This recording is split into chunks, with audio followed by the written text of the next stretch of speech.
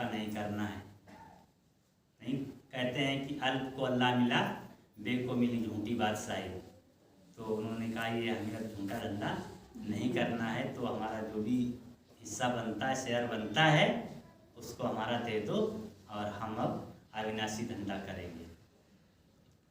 तो उन्होंने जो भी संपत्ति उनके पास थी, करीब 80 करोड़ की संपत्ति 1936 में, तो उन्होंने सारा कुछ जो है बाबा की एक में माना एक छोटा सा ट्रस्ट बनाया वो मंडली के नाम से, और जो भी उसमें कुछ भाई बहने थे तो उनको सब अर्पण कर दिया।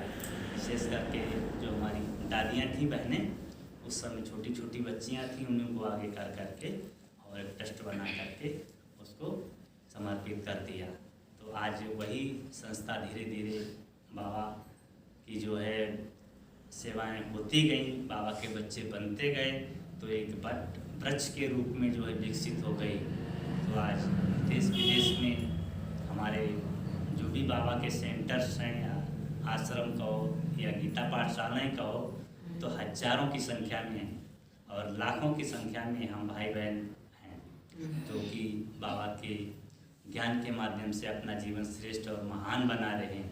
तो आज देश में ही नहीं बल्कि विदेशों में भी 140 देशों से भी ज़्यादा में बाबा के बच्चे फैले हुए हैं। बाबा का ज्ञान जो है जा रहा है, पहुंच रहा है, बाबा के बच्चे उसका लाभ उठा रहे हैं। तो बाबा के बारे में आप लोगों ने शायद सुना भी होगा कि बाबा का कभी भी अमृत वेला नहीं मिस हुआ।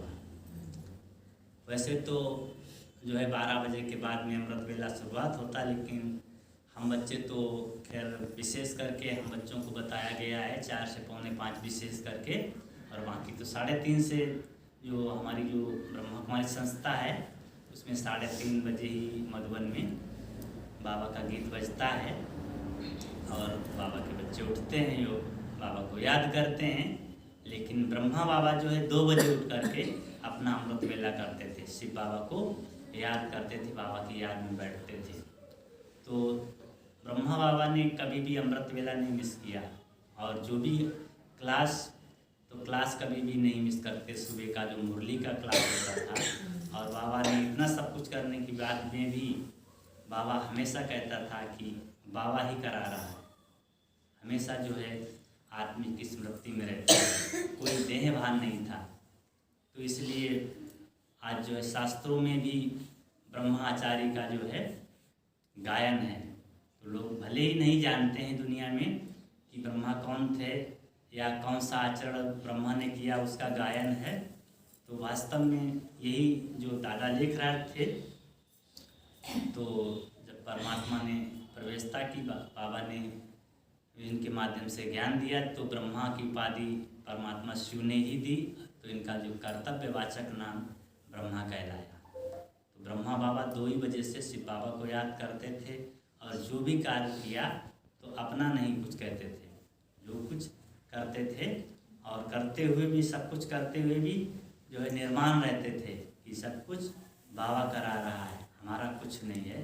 तो इस प्रकार से इन्होंने जो है अपना जीवन व्यतीत किया, और जो शाम का योग और बाबा पर अटूट विश्वास था।